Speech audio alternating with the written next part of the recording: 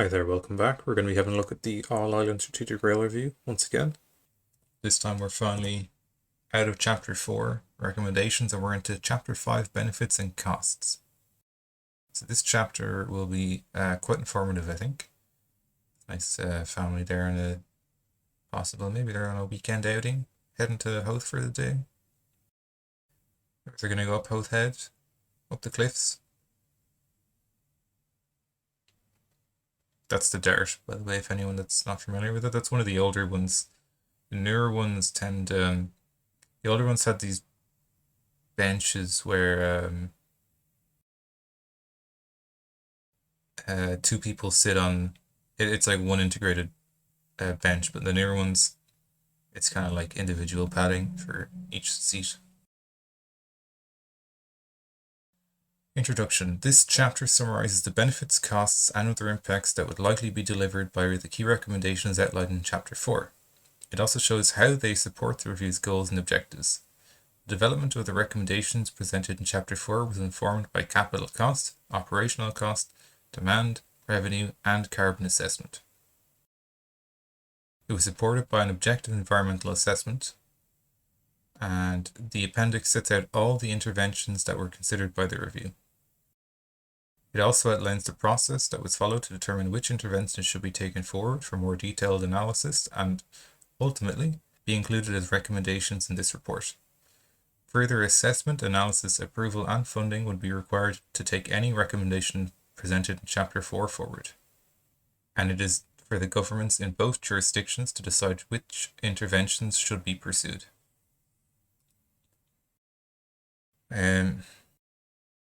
Yeah, fair enough. Well, let's head into it then. Benefits for railway users. Perhaps the most visible benefit to railway users that would be realised if the recommendations of this review were delivered would be transformational improvements in quality, speed, and frequency of rail services across the island of Ireland. Oh, for sure. New rolling stock would be a massive upgrade in terms of quality and speed and frequency. Aligning the rails, dual tracking it, overhead line electrification. They can fuck off with those passing loop upgrades. Dual track, baby, dual track all the way.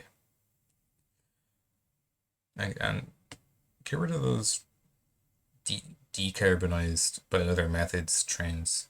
Electrify it. Come on.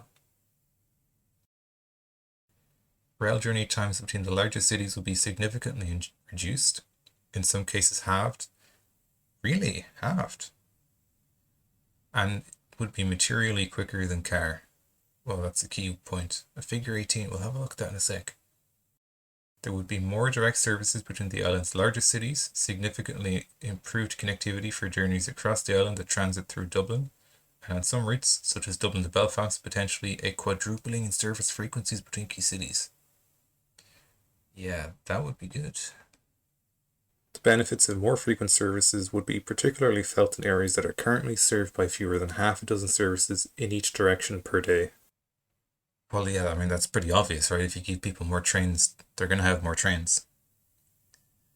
The operations of the railway will also be more reliable and resilient, as there will be more capacity to absorb shocks and more physical segregation between different types of passenger and freight services. Yeah, segregating the services is definitely important, both for keeping the rail services, passenger services on time, and also making freight a more viable option. If it doesn't have to compete too much with passenger services, if it can move at a reliable speed, then it's a more viable option for freight companies. The recommendations of this review would significantly increase access to the railway network, especially in western parts of Northern Ireland, as well as the northwest, Midlands, and southeast of Ireland. If all recommendations were delivered, then the number of people living within 5 kilometres of a railway station could grow by over 700,000, representing a 25% growth from today's population catchment. So that would be from 2.8 million to 3.5 million, which is more than half the population of the Republic of Ireland. If you include the north, and that would be close to half the population of the whole island, which that's significant. Additionally, every county in Ireland and local government district in Northern Ireland would have at least one rail station served by a regular passenger rail service. Every county and local government district. Yeah. Oh yeah. If you include the rail from Portadown through Monaghan and Cavan to Mullingar, and also the one going to Donegal. Yeah, yeah, that would be huge. Furthermore, integrated bus rail tickets and timetables could enable the benefits of rail extensions to reach communities served by rural bus routes that interchange with rail hubs. Yes, yes, because like outside of the cities, the population density is really quite low, so it's hard to justify building a rail out to those communities, but they still need transport. And bus rail integration is a great way to achieve that. If all the recommendations were delivered, then passenger journeys undertaken on the island's rail network could double. Whoa. That would be huge. Similarly, the market share of rail would also double from around 3% of passenger kilometres today to more than 6%, before any demand management measures are considered, which could increase mode share further. Well, they just said it could double, so going from 3 to 6%, it's not that surprising. If my maths are correct. It could also increase the revenues of the rail industry, depending on the fares policy adopted. Yeah, so that would depend on obviously the fares levied against passengers, but then also the levies placed on freight. And I think it's all right to expect to generate a profit from freight rail, because that would be serving businesses more than the general public. But on passenger rail services, I think it shouldn't be expected to turn a profit, that it should be at least somewhat subsidized. To what extent, I won't get into in this video, but I think it should be somewhat subsidized. The review's recommendations would also enable the island's largest cities to boost their multimodal public transport offer. A new east-west railway in Dublin could deliver transformational improvements in cross-city connectivity for the Greater Dublin area and benefit journeys across the island that transit through Dublin. Oh, absolutely. A huge pain in the arse if you're going from Belfast, you're coming into Dublin and you want to go anywhere else that's not like Cork. You have to leave Connolly Station, hop on a Lewis or fucking whatever. You have to get across the city to Houston and then go back into the station. They really do need to be connected. It's like the way they built the Red Line and the Green Line Lewis. There was no connection between them. There was no way to get between the two different tram lines without like getting off and walking or maybe taking a bus. It was just really inconvenient. And now it's not perfect now, but they at least cross over each other. So it's an improvement. And these train stations have been here for over 100 years. You know, they really do need to be better integrated. So maybe even definitely over 100 years. Well, let's see when they were built actually. Okay, yeah, so Dublin Connolly was built in 1844, 179 years old. Wow, that is old. And Houston was built in 1846, 2 years later. And it's been almost 200 years and they still haven't been connected? Oh, come on. Come on. Additional capacity around Dublin and Belfast would enable Iarnród Éireann and TransLink to boost local services. Dublin, Belfast and Shannon would benefit from airport rail links that would enable 90% of commercial aviation passengers to access their airports by rail. I mean, that one's a no-brainer. I mean, look at Shannon. It's halfway there already. Look at Belfast. It is there. It's just not linked up.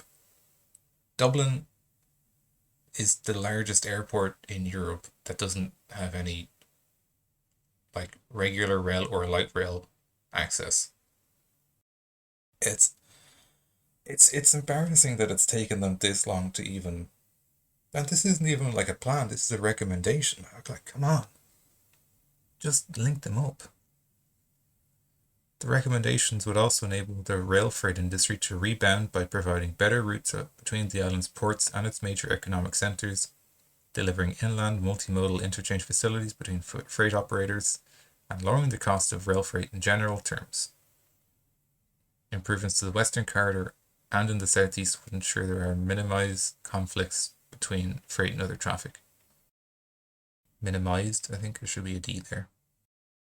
A summary of the key outcomes and benefits that could be delivered is presented in Table 4.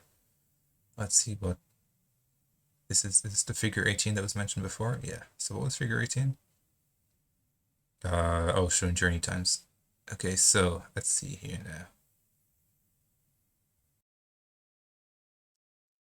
So Dublin journey times. And what is this? Oh, future rail, current car. Okay, so currently Dublin to Limerick by rail is slightly faster than car, but probably not enough for people to make to consider it. Because once you get to the train station, you still have to get to your final destination. But if look at this, that would be a huge reduction. Dublin to Belfast, yeah, car is currently the fastest, but look at that. That is basically half or twice as fast as the current speed. Similar for Waterford, Cork. It's already slightly faster by train, but then there's that, getting to your final destination. But look at that drop in journey time. Galway as well. Whoa, it's a big drop. Dublin to Wexford is already significantly fast. No, sorry, I was reading this wrong. The trains are much slower, which I'm already aware of, for sure. The proposed rail improvements would only be slightly faster than car, which is a little bit disappointing. I wonder what could be done to make it an even more viable option. Dublin to Sligo, yeah, they really didn't improve that very much with their suggestions, and I'll tell you why. Because they didn't commit to double tracking. Probably the same for Wexford as well. The same reason that cars will be a more viable option even with the improvements is that they didn't commit to double tracking them. And so, even if the services are more frequent and faster, if it's a single track line, you're still going to have to stop and let people get past you. Dual tracking would... Obviously, I'm not an engineer or an expert at all, but I think dual tracking it would definitely shorten those travel times. Dublin to Westport, it's the same. Dual tracking would help with that. Dublin to Derry, look at that. Wow, that takes fucking forever. That's because you have to go up through Belfast and then around. But look how much faster it could be if you make a more direct route from Portadown. Belfast, Omagh, well, there's no train, but it would be quite a lot faster than car. Belfast to Derry, faster as well. Belfast to Cork, wow, look at that. That would be a really significant change. Cork to Waterford, that's quite low. I mean, it's a lot faster, but still not much faster than car. Cork to Dublin Airport, well, that doesn't exist at the moment by train, but by car it's slow enough, but it could be pretty fast by train. Cork to Galway by train as well. Yeah, I mean that's a decent improvement. Yeah. Newry to Portlaoise. This is just, yeah, I was thinking like, who's doing that? I'm sure there's someone. But yeah, even these like kind of less conventional routes, there would be significant improvement. Basically, all around improvements. Wow. Benefits for non-railway users. In addition to the more visible benefits highlighted above, the recommendations of this review would contribute to several wider socioeconomic and environmental goals.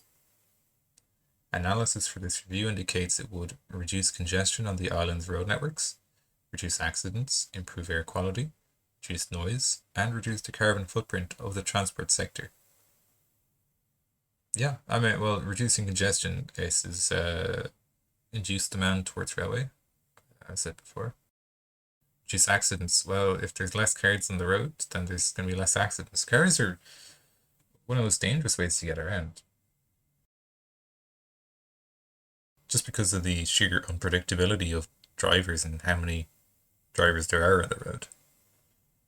Improve air quality? Well, that goes without saying. If there's no fucking cars pumping toxic gases into the air is going to be better.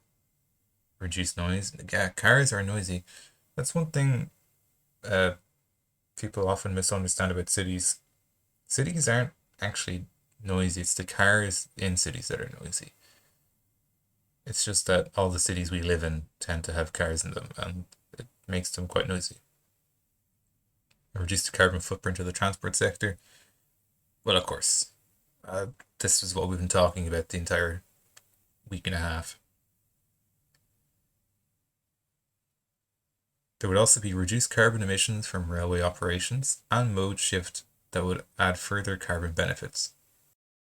The recommendations could deliver a significant boost to the productivity of the economy in both jurisdictions through promoting agglomeration, that is, productivity arising from pooling and sharing of resources and knowledge across labour markets and between cities. I mean, it says it all, right? Costs.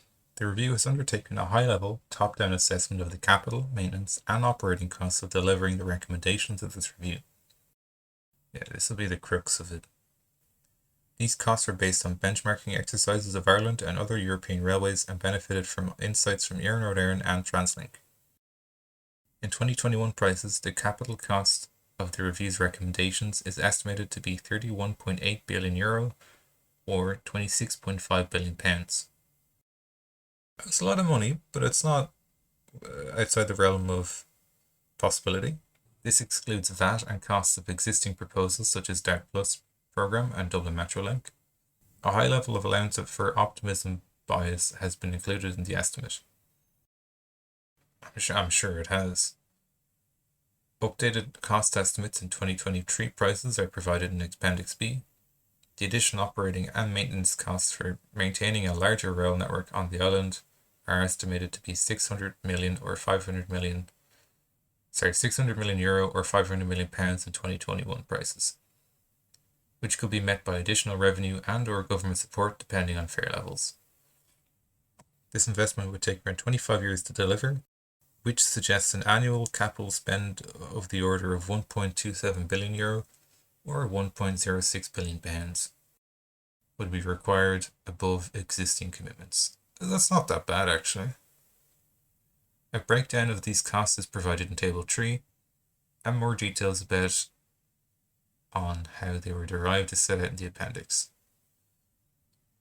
While these additional costs are significant and will increase with inflation, they are similar in scale to the funding Ireland invested in the 2000s to expand its motorway network and would be shared across both jurisdictions. Yeah, that's important to consider.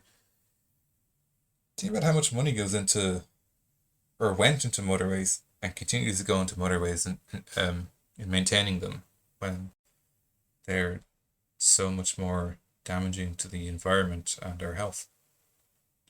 Other trade-offs considered.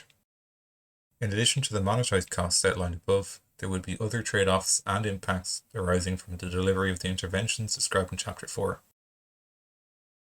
particularly during their construction. This includes potential disruption to communities, townscapes, severance, biodiversity, landscapes, noise, and carbon emissions driven by the construction of new railways.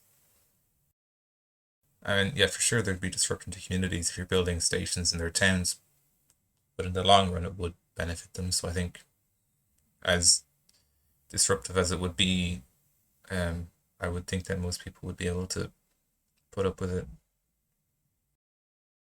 Landscapes is an interesting one, um, because yeah, like part of building a railway uh, involves building the rails, and when you build rails, um,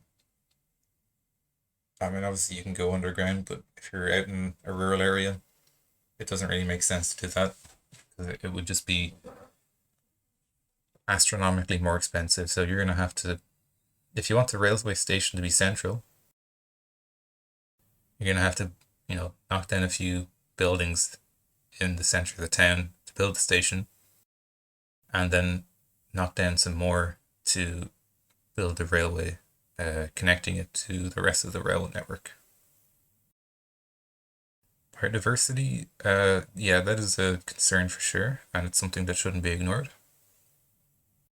If you're building rail to, for the purposes of helping the environment, then you shouldn't be destroying it in the process, or at the very least, limiting the destruction as much as possible. Noise, I mean, yeah, that is, of course, a concern, especially if there's someone living right beside a railway. Um, but there's different options that could be considered there. You could just ignore them, but people will complain about property values dropping and about noise. So one possible option you could have there is to provide subsidies to the people most affected to install noise insulation. And carbon emissions, yeah, unfortunately, that's just part of construction. There will be carbon emissions when new things are constructed, but it's one of the trade-offs of this of building rail. These impacts and trade-offs have been carefully considered by this review and have shaped many of the recommendations. In general, most of this review's recommendations focus on existing railways and corridors, which minimizes their impact. Yeah, they can definitely be improved upon. More specifically, the review is not recommending the construction of new railways through the Northwest Coastal region, partly because of concerns about the impact of this intervention on the natural environment, as well as value for money considerations. The review has also recommended several tunneled interventions in urban areas to reduce their impact on residents and the built environment, and it has ruled out developing a large high-speed rail system partly due to concerns that the carbon generated from its construction would not be offset by downstream carbon emissions reductions. Going forward, each major intervention described in this report would be subject to rigorous economic and environmental impact assessments, which will help to further strengthen benefits, control costs, and mitigate potential environmental impacts. I mean, I think we can get away with not investing in high-speed rail. It would certainly be nice, but Ireland's such a small island that it's hard to justify it. Assessment and appraisal. The review assessed and appraised several interventions in different combinations referred to as packages and scenarios in the appendix. Qualitative multi-criteria assessment of these packages and scenarios is presented in table A5 in the appendix. Some interventions, largely freight and customer service interventions, were not quantitatively assessed, but were qualitatively assessed. An economic appraisal of the recommendations of this review suggests that, altogether, they have the potential to generate a benefit-to-cost ratio broadly equal to 1 under the Department of Transport's Carbon Appraisal Framework. The approach used for Northern Ireland generated lower BCRs. Oh, okay. A breakdown of the monetized benefits and costs generated by this appraisal is shown in figure 19. Let's have a look.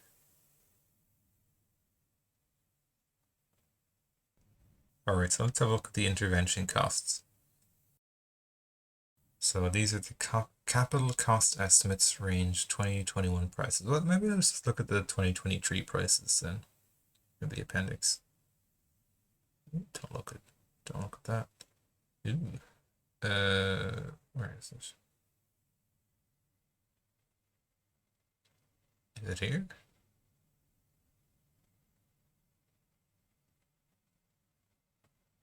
Where are they? Well, I think this is meant to be it. Doesn't look the same. Let's just look at the original one from 2021.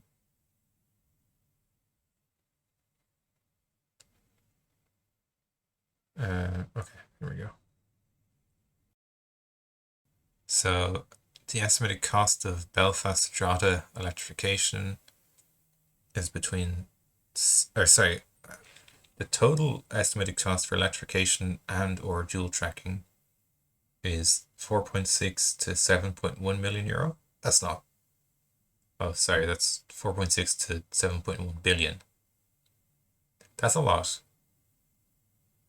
But I think it's definitely a wise investment. And if anything, there should be more investment in it. Speed improvements would cost between 1.5 to 2.4 billion. I mean, I think it's definitely worth it, especially on the Dublin to Cork line, Portarlington to Galway as well. New reinstated and or four-track railways would cost between 13.5 to 21 billion. That is a lot of money, but it's also a very valuable investment. I think that would be worth every fucking cent. A lot of that money would go into, let's see, the largest investments would be in the Hazelhatch to Portarlington line, the Portadown to Derry. No, not that. Sorry, that's Belfast to Newry. Then also Portadown to Derry, which would be incredibly valuable. Then there'd be the Dublin East-West Tunnel. Yeah, it'd be a tunnel, so even though it's a short piece of track, it would be underground, so that makes it way more expensive. Then the Portadown to Mullingar cross-border line. Oh, probably the piece of infrastructure I would most love to see, just to get some trains in like Monaghan and Cavan. So yeah, no, that's not too bad. So I see where the figure is coming from now. 20.4 billion is on the low end, and 31.8 is the upper end of it, and I think that's actually I don't know at all if that's a reasonable estimate because I don't know how much any of this is supposed to cost. So monetized costs, well, the capital expenditure would be the large majority of it, then net operating expenditure would be a big chunk as well. Rolling stock, a smaller amount. Then the monetized benefits, user benefits minus tax, of course, it's massive. Highway decongestion would be a big chunk as well. Reduction in accidents, I mean, it looks small here, but the social impacts would be pretty big. Air pollution, I think, would be pretty noticeable in terms of public health. Noise, I guess it's noise reduction by having less cars. Something it's easy to overlook, greenhouse gases. I mean, that's like one of the main reasons for this review and other impacts. Okay, this is the summary that I read originally from the start. I've read it a few times. And you know what? I'm going to read it one more time. Goal 1, decarbonization. Reduces the carbon emissions associated with rail's construction, operation and maintenance. Reduces the carbon emissions from motor vehicle travel by doubling rail's mode share. Intercity. Provides an attractive public transport choice for travel between the 7 major cities of Dublin, Belfast, Cork, Limerick, Derry, Galway and Waterford. Regional and rural. Gives people in rural and regional areas better access to economic opportunities and public services. Significantly improves interregional accessibility. Sustainable cities. Supports the economic growth and integration of public transport with land use. enhances the integration of rail with other transport modes, minimises negative impacts on the environment. Of course.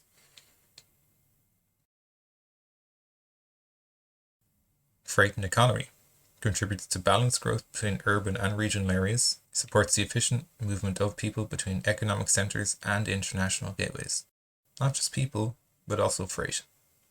Economic feasibility plans investment in rail that is financially feasible, identifies potential funding, and ensures investment is considered alongside objectives. Alright, personas and stories. Customer personas are fictional profiles which represent characteristics of both existing and potential customers of the rail network. The purpose of developing personas is to help understand and empathize with a diverse range of customers' needs and help to embed a customer mindset in the decision-making process. Understanding the customer and their end-to-end journey helps ensure that services can stay resilient to changing needs and trends. Yeah, I think this is a good idea. Developing, not necessarily a real person, but something you can connect with and empathize with and say, like, this is an example of the person or the people that are going to be using these services, and we need to cater to them. Several personas were created at the start of the review to enable the project team to form an understanding of the challenges people face today. The personas were informed by a desktop study of current literature, news articles, and data analysis, as well as feedback from the public consultation. Table 5 below represents some of the tangible benefits that future transformed railway could deliver for these customer personas. Alright, well, let's have a look at Lauren. She's a student. She's a 19-year-old student who commutes regularly from Strathfoyle in Derry to the University of Ulster campus in Coleraine. Hello, Lauren. Today's railway. Lauren lives far from Derry station and often needs a lift from her parents. A lack of secure cycle parking at the station and on board the train for bikes dissuades Lauren from cycling to and from the station. With just one train service per hour, long waits to interchange at Coleraine station, and the last service departing shortly after 10, Lauren has to plan her schedule around the timetable. Yeah? I don't think that's an unusual situation today. I have friends who live up in Fingal, and anytime I visit them, if I'm not staying the night, I have to leave at like 10 in order to get the necessary trains and buses and darts to get home. Potential future railway. A new station at Strathfoyle would provide much more convenient access to the network. Improved cycle parking facilities at stations and new carriages with more space for bikes will make it much more convenient to combine rail and cycling for end-to-end journeys. Increases in frequency to 2 trains per hour, extended schedules, and more coordinated timetabling for the interchange at Coleraine will give more freedom to rail passengers. Yeah, I think Lauren herself probably won't ever benefit from it in this scenario, because if it's going to take 25 years to build, then Lauren's going to be in her 40s when it's done. But this is for the Laurens of the future, not just the Laurens of now. Marta, the commuter. Marta is a 35-year-old who travels from her home in Newry to work in Dublin 2 days per week. I guess she's semi-remote. Today's railway. Marta now works on a hybrid schedule. Yeah, I was right. So season tickets no longer represent good value for money, and day return tickets are expensive. Neither her home nor her workplace are immediately adjacent to stations, so her first and last mile connections can be inconvenient. I don't think that's an irregular situation either. The rail journey to Dublin is relatively slow due to old alignments and conflict with DART services. It is often delayed between Drogheda and Connolly. Yeah, a potential future railway. More flexible ticketing options will make rail more accessible to more people, for sure.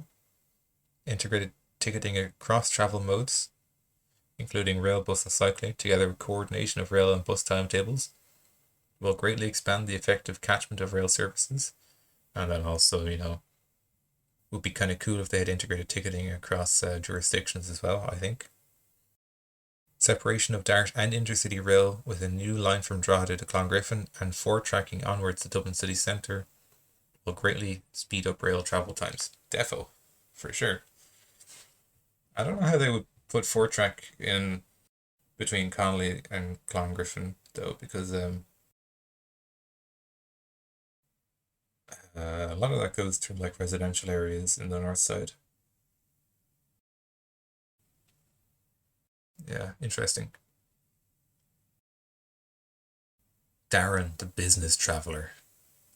Okay, and Marta's going to be, what, 60 by the time this is done?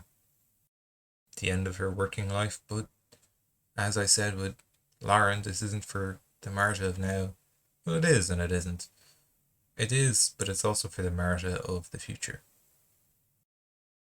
Darren, the business traveller. So Darren is a 42-year-old based in Cork who regularly travels for business to Dublin, Belfast and Galway.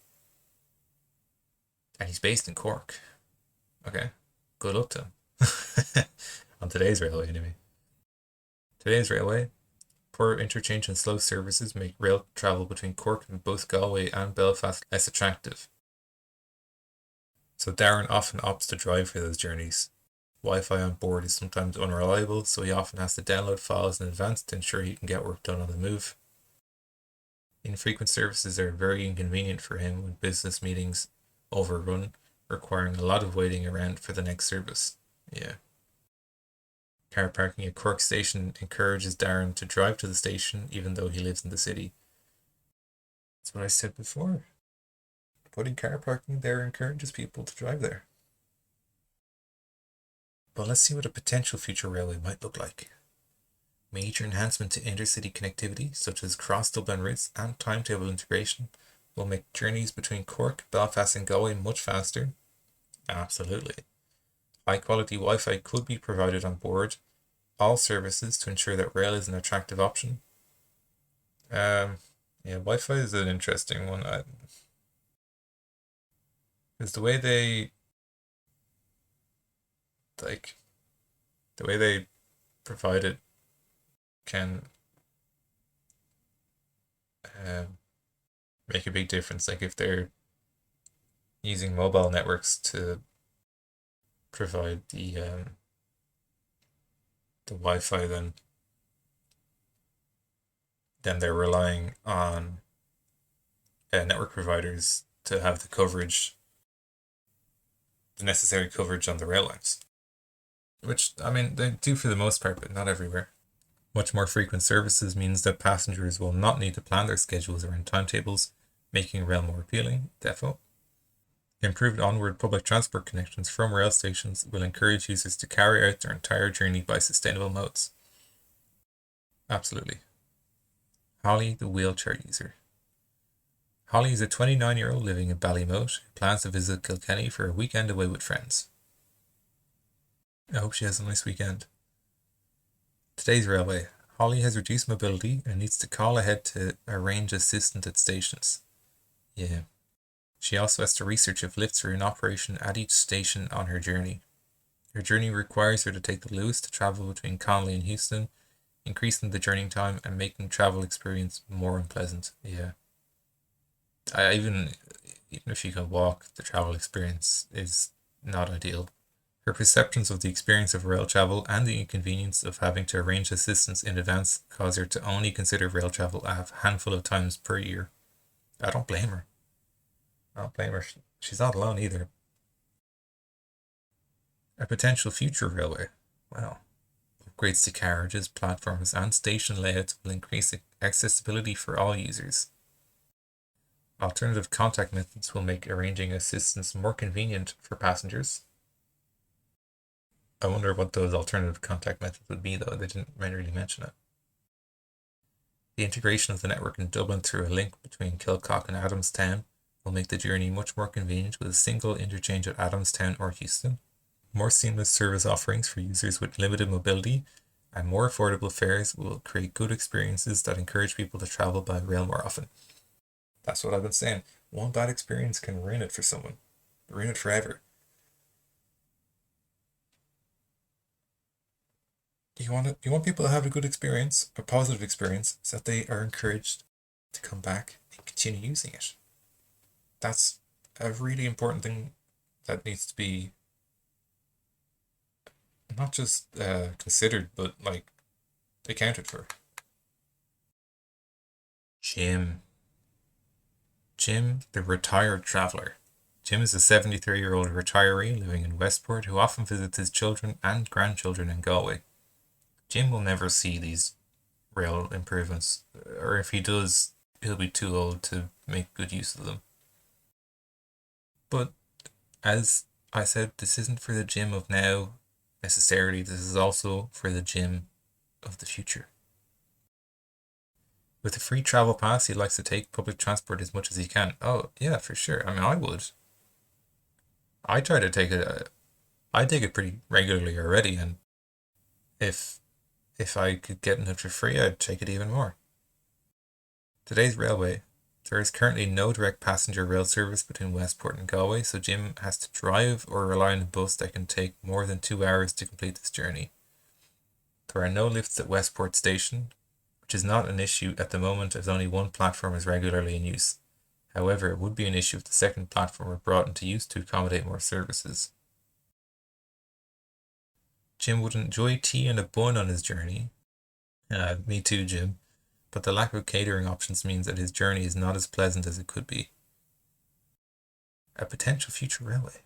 A direct and regular passenger rail service between Westport and Galway would be significantly faster and more convenient for passengers like Jim, enabling him to make this journey more often and spend more time with his family in Galway. That's what retirement is all about, spending time with your family before you die. Investment in more accessible stations will ensure that facilities such as lifts are available to serve an expanding railway. Incorporating catering requirements into a service quality regime will help ensure that these services are provided and improve customer experience. And that's the end of chapter 5. And this is an intercity service by the look of it. Does this woman have a table all to herself? Nice for some.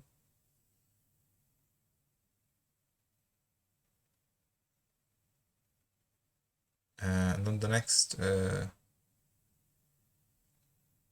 alright, so the next chapter will be the last one, chapter 6, Roadmap for Delivery. Thanks for joining me, and I'll see you in the next one.